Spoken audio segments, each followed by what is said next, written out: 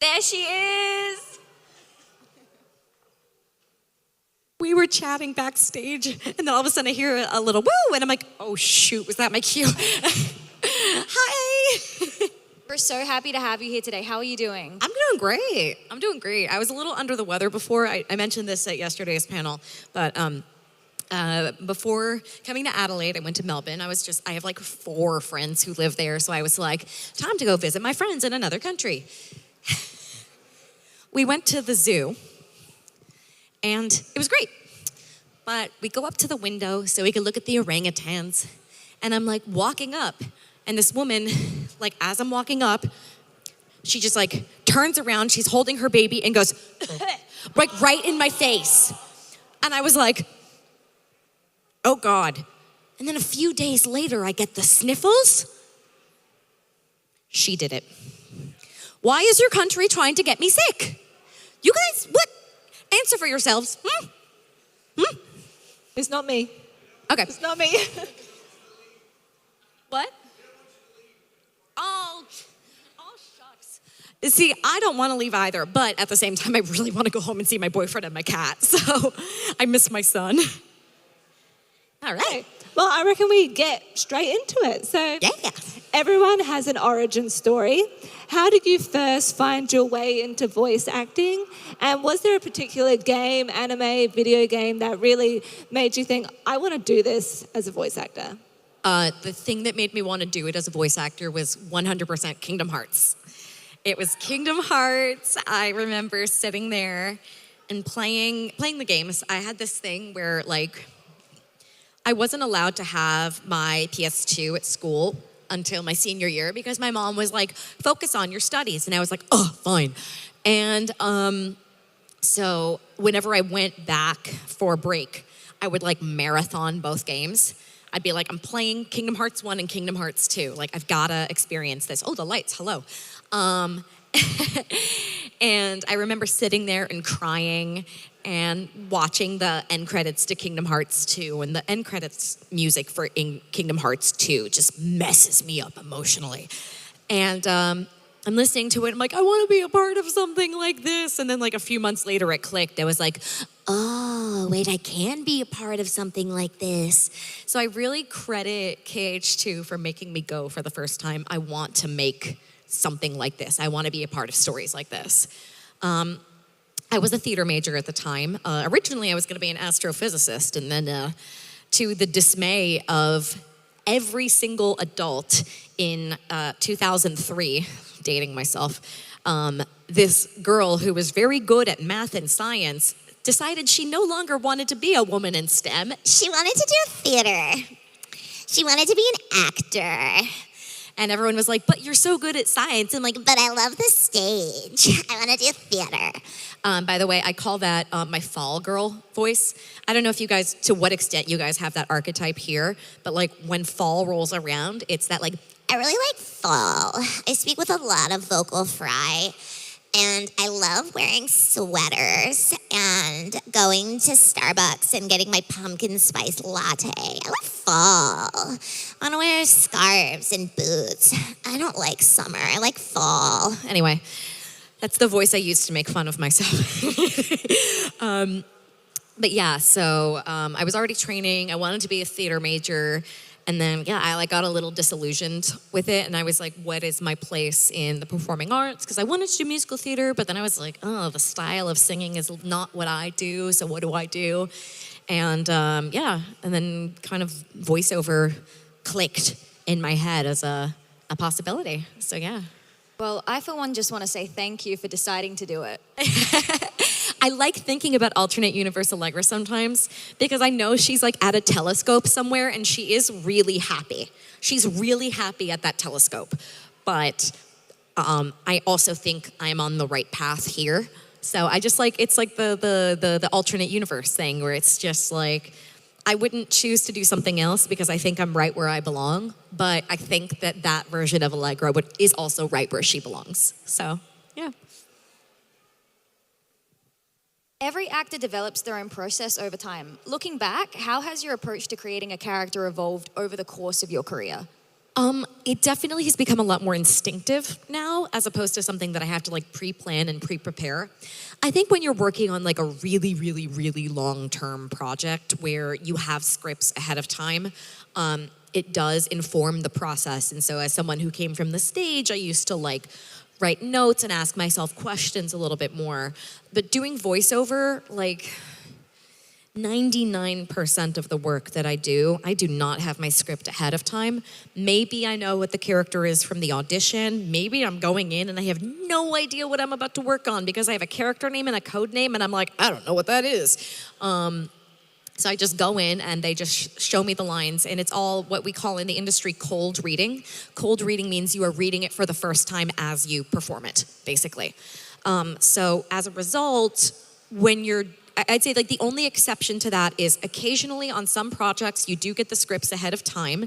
It's usually going to be on Western non-localized projects, because for localized projects they're probably not sending you the script. I don't think I have ever gotten the script once. I have once gotten the script ahead of time for a localized project. And that varies like studio per studio. Obviously, some clients are going to be a lot more tight-lipped about that stuff. Like, Nintendo's not sending their scripts out ahead of time. Like, they're not.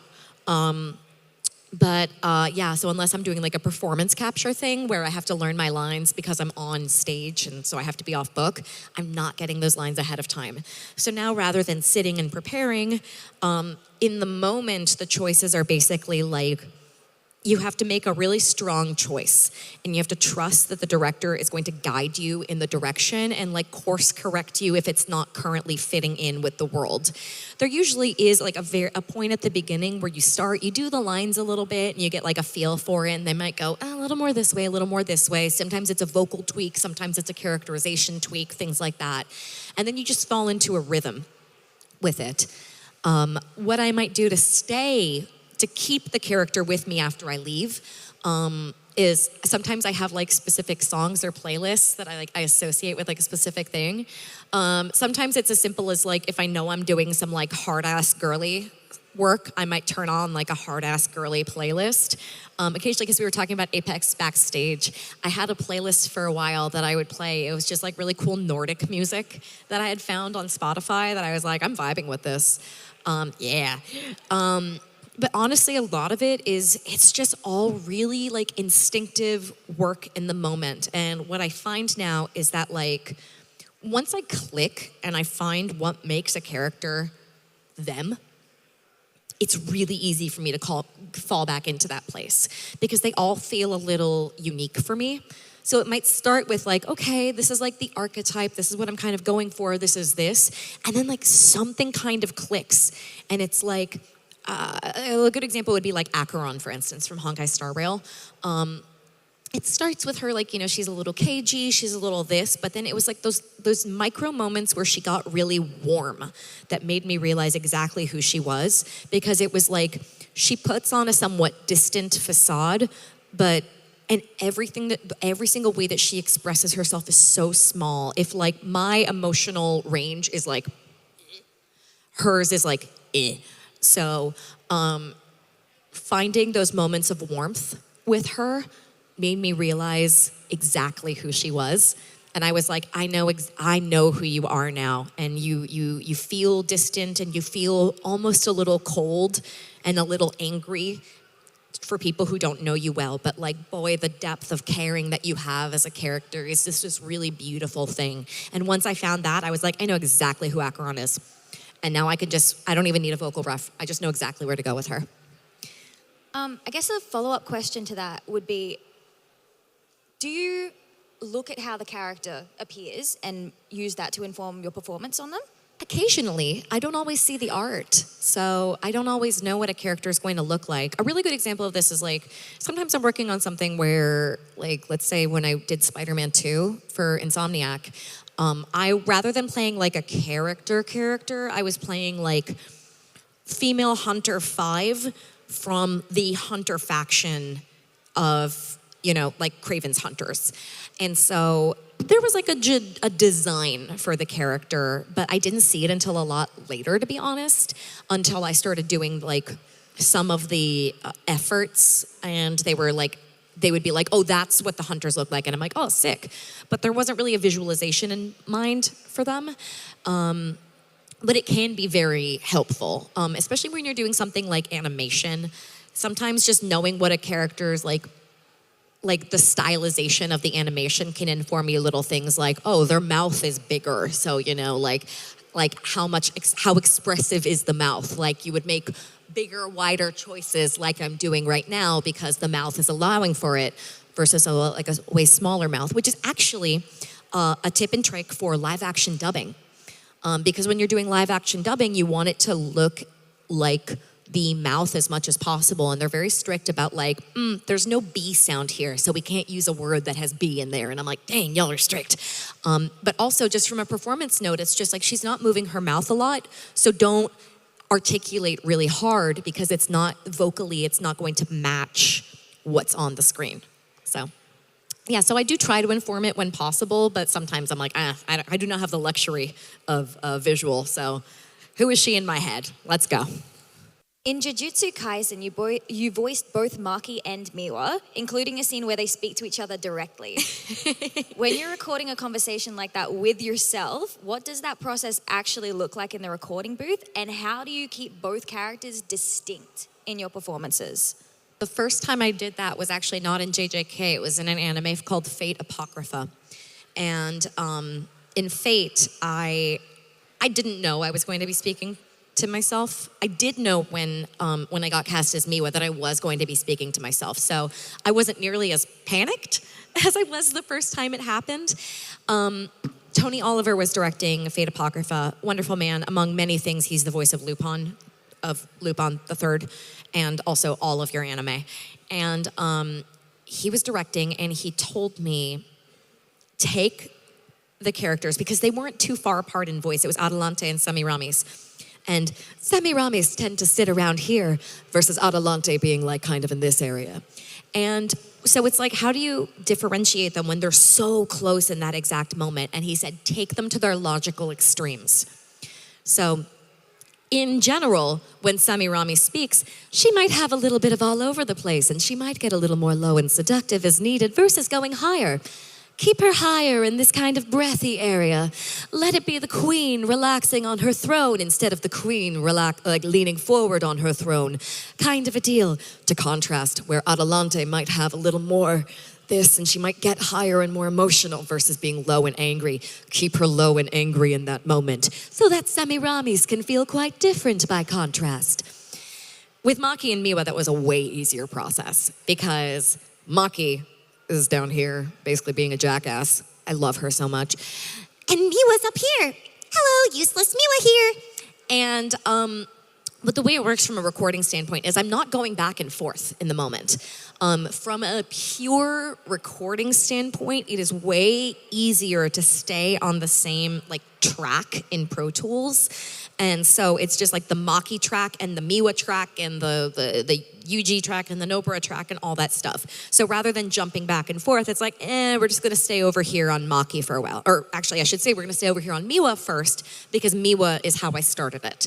So I went through everything as Miwa. And what was kind of lovely about that was I was able to go, there were a couple of mistakes in the spotting as far as oh no, that's not Maki, that's Miwa there or something like that. So I was able to be it was not a money problem where it was oh shit, we got to bring this actor back in because we missed some cues or anything. It was we'll just catch it with Allegra because she's right here. Ha ha ha ha.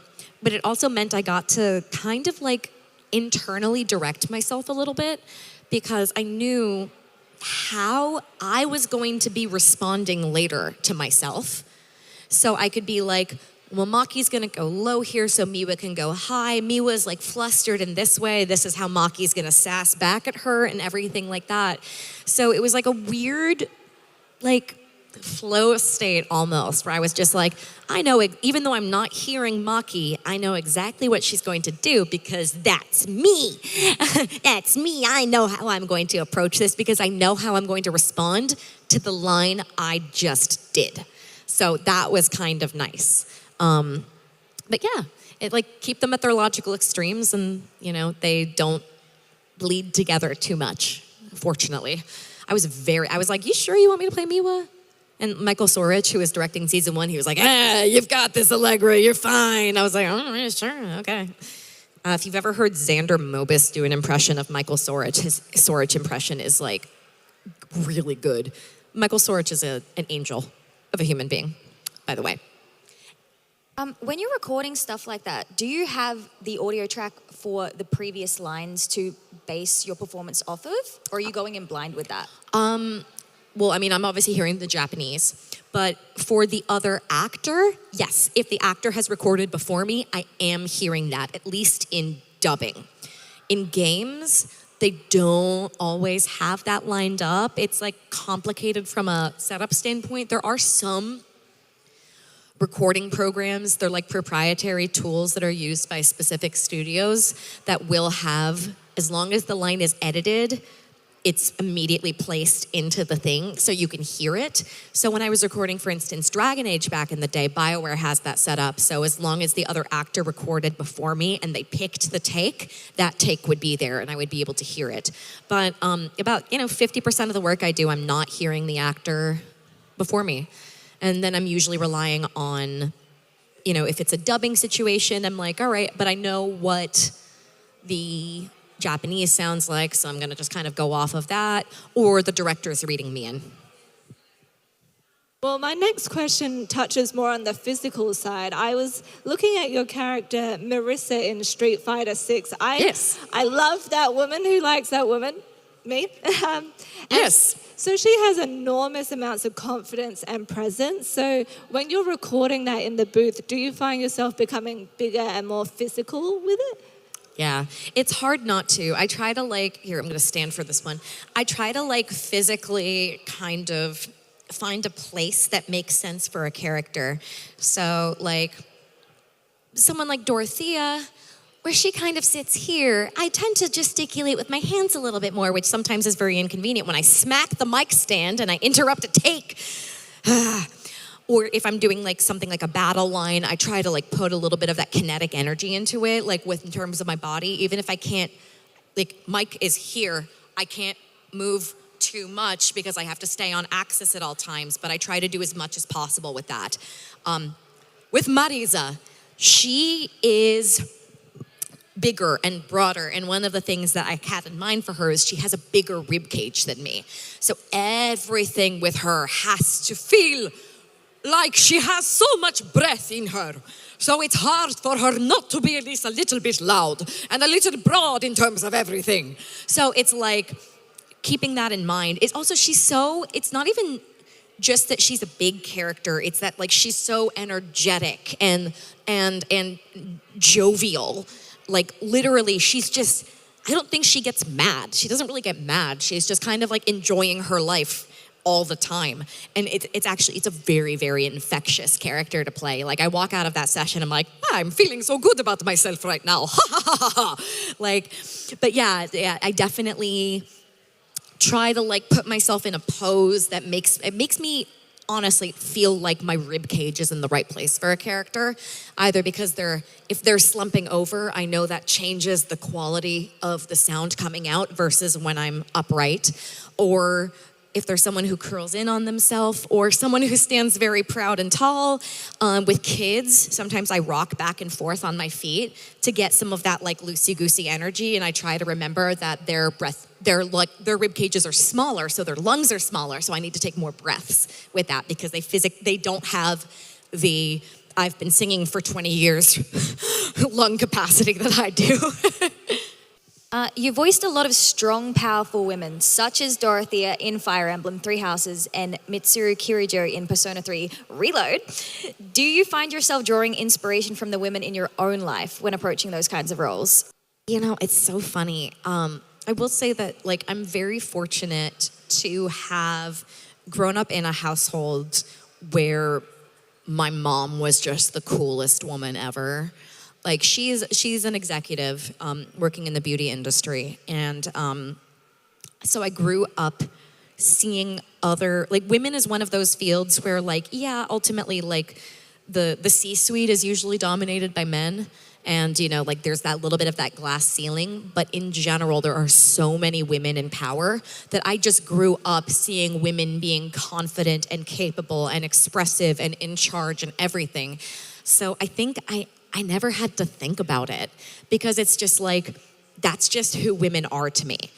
Like, I can't ever imagine living in a world where I need to, I say this even though sometimes I do make myself smaller and more feminine because I have to make sure I'm not offending anyone, but like not fully at the same time because like my mom knows how to be polite. She knows how to, not piss people off, but at the same time, she says what she needs to say because that is a good businesswoman right there. And so I always grew up with like that as an inspiration to me. And so, yeah, I think there's just like a little piece of my mom in everything I do because like she's just like the coolest woman ever. I love her so much. I always tell her like when she's having a hard day, I'm just like, just remember, other than Luna, who's our dog, I am your biggest cheerleader. Luna does win that award by virtue of being a dog, and dogs are the biggest cheerleaders ever. But I'm like, I am your biggest cheerleader. Like, I am in your corner. Like, fuck anyone. Like, fuck everyone. Like, you're the coolest. That's amazing. Yeah. Shout out your mom. Shout out to my mom. Yeah, shout out to Jill. She's the best. And you know what? And her mom, so I'm from an Italian-American family. And for those of us in the Italian diaspora and other like diasporas as well, I find this is a very common thing in like POC cultures. And Italians are, white-ish, depending on what year we're in. But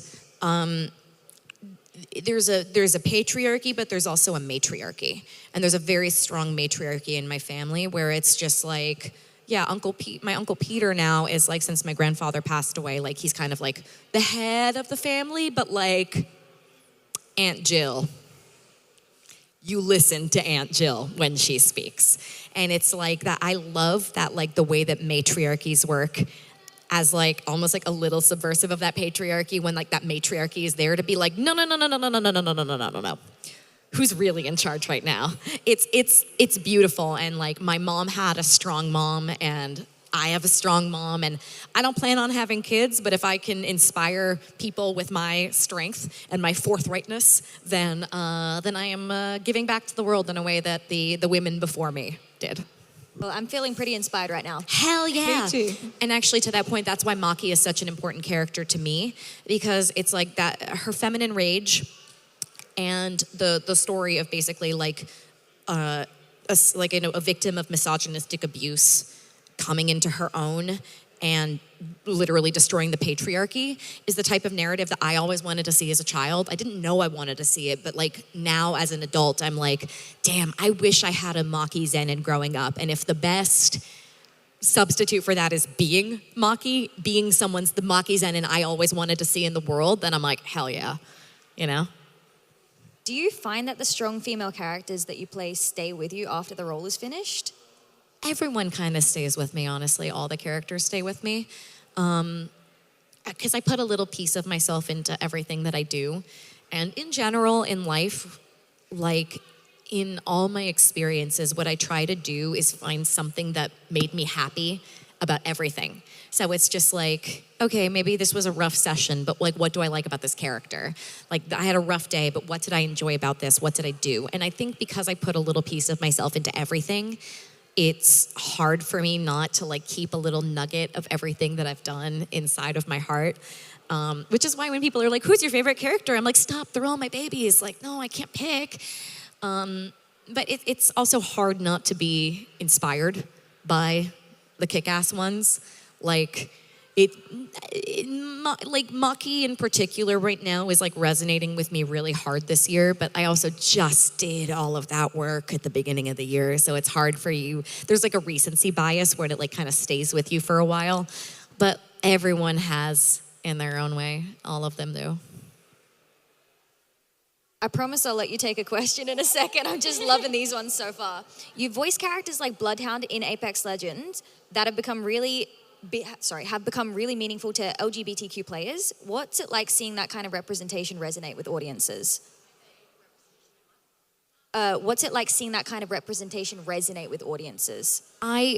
It's so meaningful. I mean, like, the second that I kind of came out and said with Bloodhound, it was like the next day or something like that, I realized there was not really like any specific wording. It said they on the website, but I was like, no one had actually been super clear about the fact that Bloodhound is non-binary. And I was like, I mean, they told me Bloodhound's non-binary, so like I'm just gonna come forward and say it, because like I saw a lot of people be like, you know, oh, I didn't realize that character was this, or this meh character or something. I don't even want to like say the examples because I don't, you know.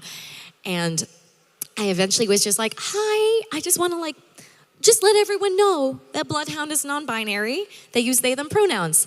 And there was this like simultaneous like queer joy that I saw erupt. And then also in parallel, boy, some of the most vile shit I'd seen up to that point.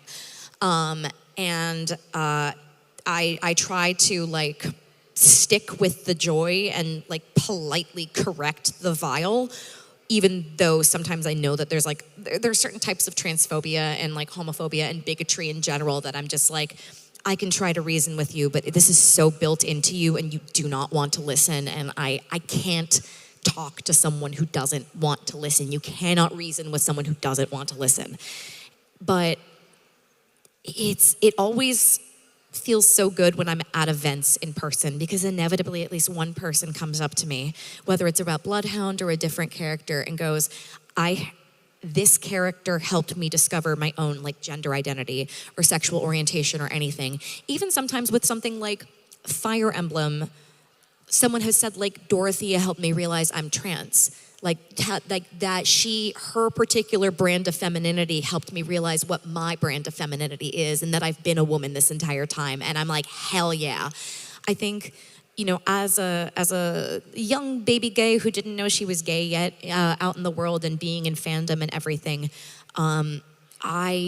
I drew inspiration and joy and everything from the pieces of media that I consumed, be it like obviously Kingdom Hearts, Dragon Age was a big one for me. Teen Titans is how I met my childhood best friend, who is, she's in the back right now. Hi, Kelsey.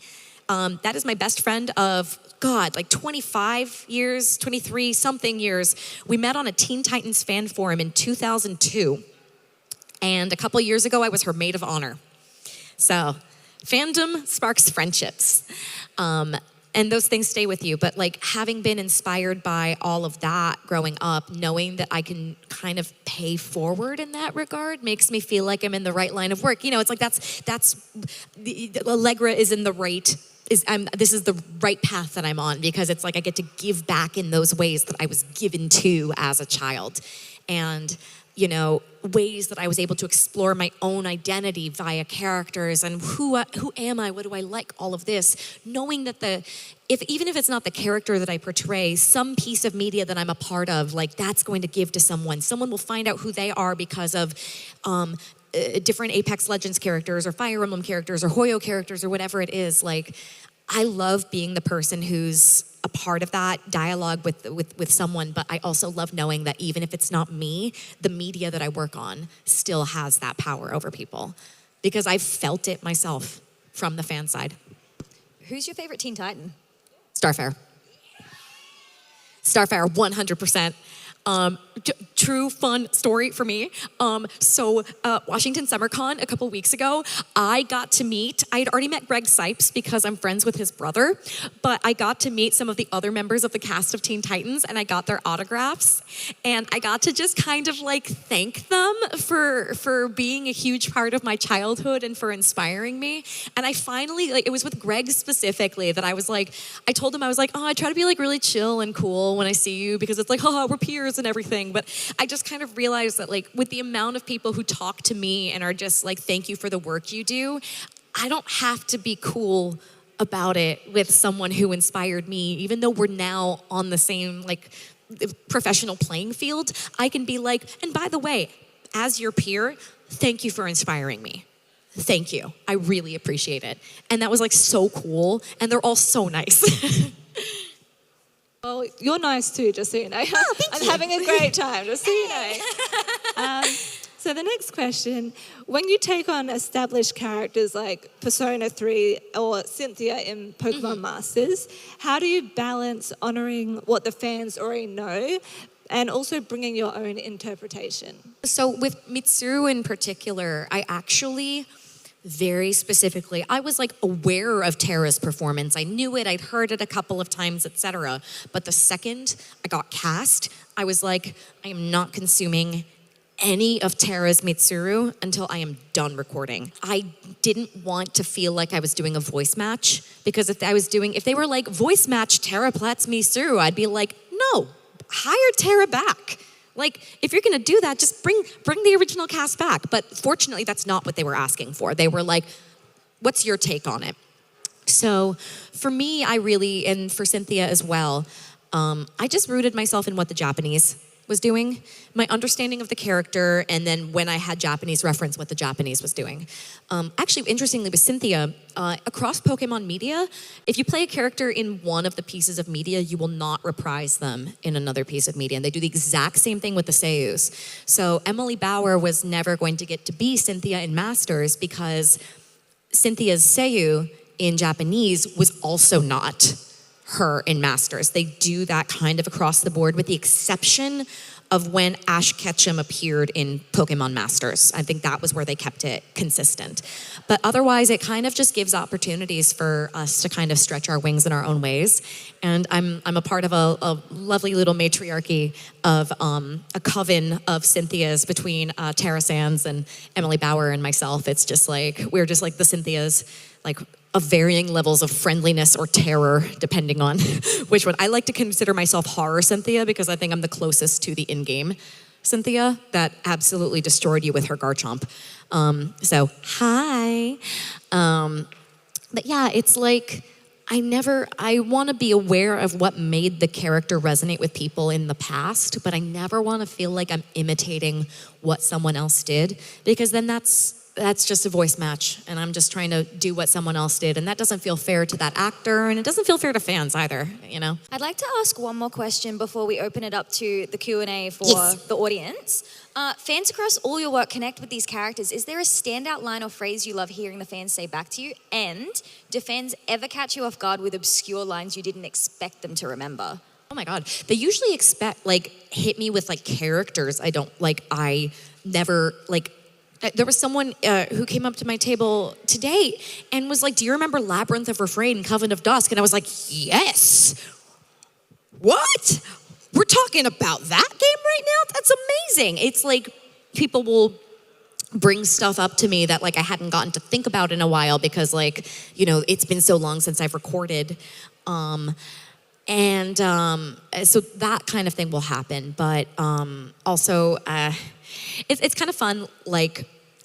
I feel like the lines that I get said to me by fans the most, people usually do the Bloodhound lines.